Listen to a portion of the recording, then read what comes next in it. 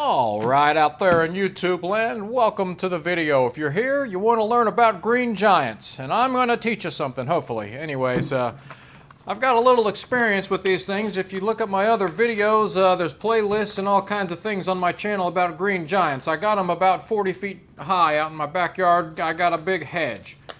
So we're going to talk about 5 common mistakes that people make when they grow green giants, and just 5 things that you need to do to kind of get off on the right foot and get going in the right direction there. So give me a subscribe and watch some damn videos, please, and we'll get right into this now. The number one thing that people don't do correctly and that they want to know, on my videos especially, is how far apart should you plant green giants? And the mistake would be planting them too close together. This isn't like the South Park episode where they do the NASCAR there and you want to have more and stupider than the next guy. Just because you want a thick hedge, you don't need to plant 600 of them in a 10-meter strip to have that happen with green giants, okay? You want to space them out about 4 feet apart, no less than 4 feet. I have to admit, I think mine are actually 3 feet and it's overplanted.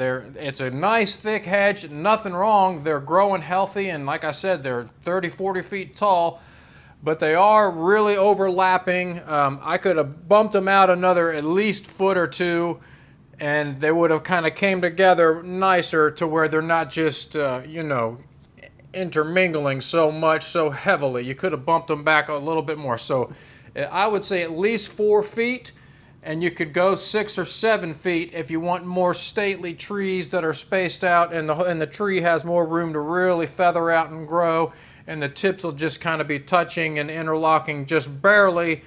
I wanted a nice thick privacy hedge. I wanted it in a hurry, and I had a lot of clones. I bought like 50 of them, so I had enough that I could plant them, and I had several of them die, and I took extra ones and kind of rotated them in those spots, and I had to move them around because you might lose a couple of them. I mean, they were literally this tall when I bought them. They got mailed to me and in an envelope or something with the roots wrapped in moist newspaper.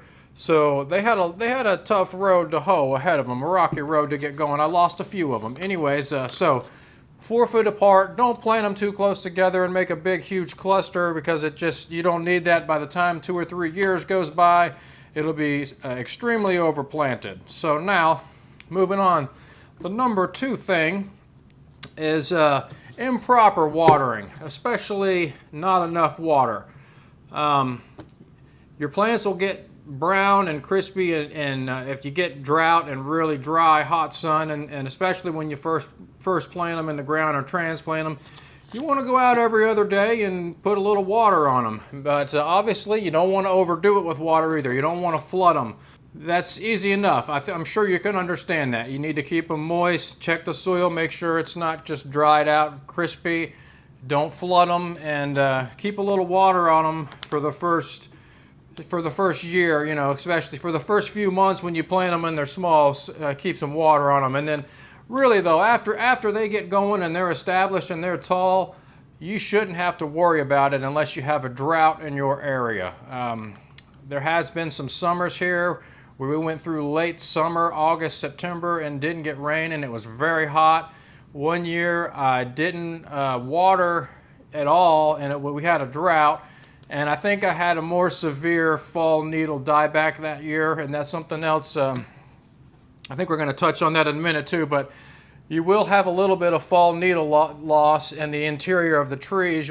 Some of the needles will kind of turn brown and fall off. That's nothing to worry about. That's just like a fall needle loss, needle drop is what they call that.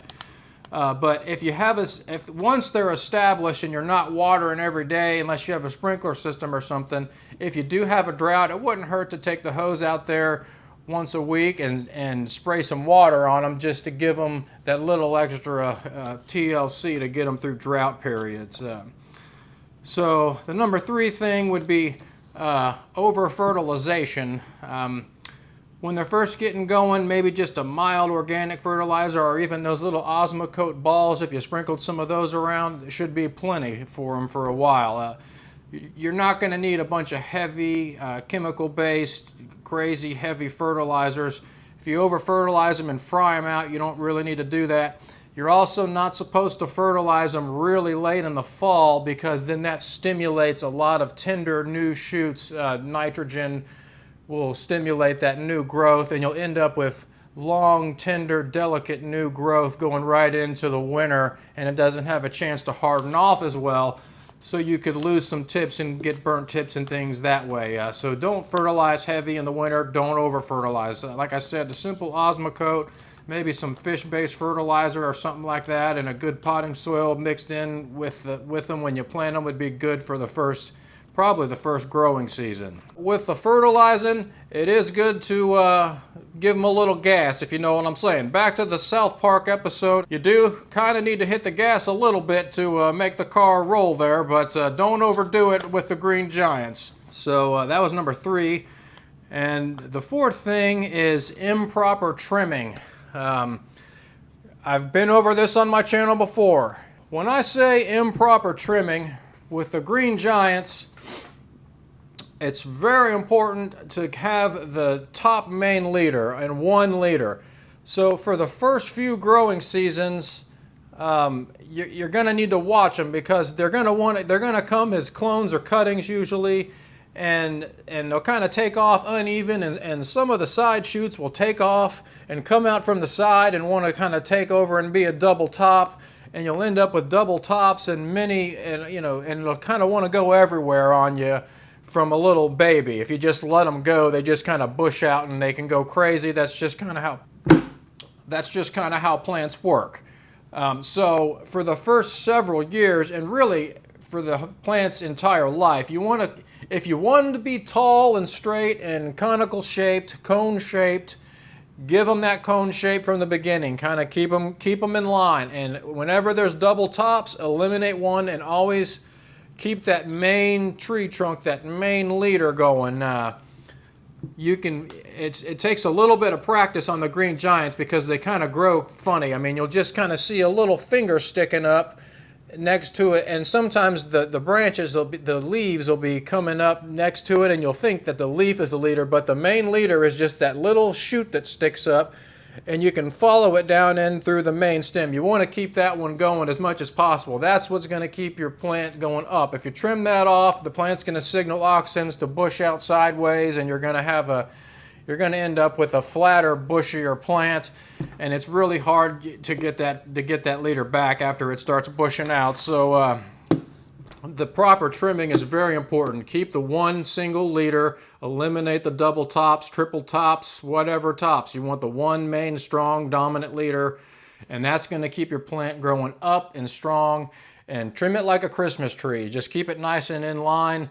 And I do that as much as possible. I mean, my plants are so tall now, I can get I think it's an 8-foot step ladder, and I can get on the top rung and reach up with my trimmer and not even be 3/4 of the way to the top. So I go as high as I can, and I try to keep them trimmed up and everything, but now it's just kind of in the Lord's hands, you know what I'm saying? I got the privacy I need, and they're up there doing their thing, so I'll trim the sides and keep them from kind of coming out into the yard and that type of thing. But for the most part, the top of them I can't even reach, so do it as long as you can. Keep them going. Now, here we are. The number 5 thing is don't plant in a bad area, or if you do plant in a bad area, be prepared for slower growth. And when I say bad area, anything that's extremely shaded, really wet, mushy areas, extremely dry areas. If you look at my hedge, which I may try to put some pictures in this video, but they may not make it because it's late at night and I want to get this video done. If you watch my playlist though and look at my backyard, and you see my Green Giants right up against my house, where my neighbor's house butts up against it, that sun can't come over the roof. So the plants literally grow from short to tall as the shade line comes out and away from those houses, and they get more sun. So right in between the houses, it stays really wet and mushy, and it's shaded, and I had problems with those plants getting rooted, and I'd have windstorms and they fell over.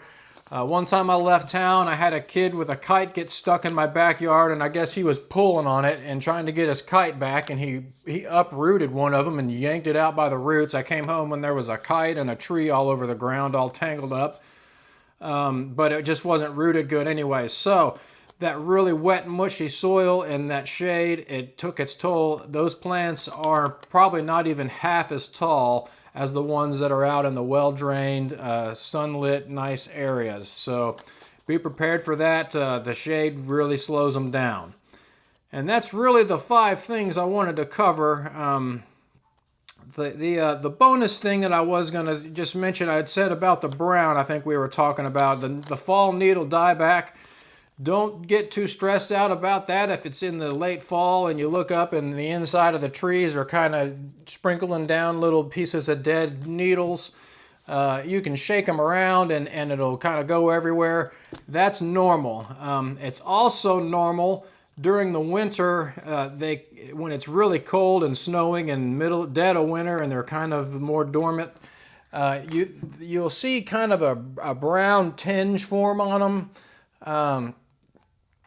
And there's a difference. I mean, that's what I'm trying. It's kind of a lot to talk about, but they'll just kind of be kind of a brown tinge. They won't have that real shiny, bright green, early spring, healthy look. During the winter, they will kind of darken and get more of like a camouflage green and kind of a little bit brown tinge to them. That's just the winter and the slowdown of photosynthesis and all that. It's pretty normal.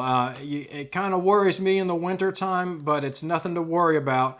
It will bounce back, and in the spring and summer, like I said, you'll after 2 or 3 years, you'll get the feel for it. But during the spring, they just come alive, and they're beautiful, bright green with all that supple new growth, and there's no brown. So don't worry about that. But however, you got to also learn the difference between like a fried out brown and that little the brown tinge that I was talking about. If you get a branch that is just, I mean, bone dry, dead, and just completely brown, I mean, and crispy, I mean, dead, you'll be able to tell the difference. You know what I'm saying? The whole branch will be dead and it will just turn brown. That happens when you have a drought and they dry out. If you dry them out, the whole tree will do that. But I have had a couple areas where I had a branch or two die off.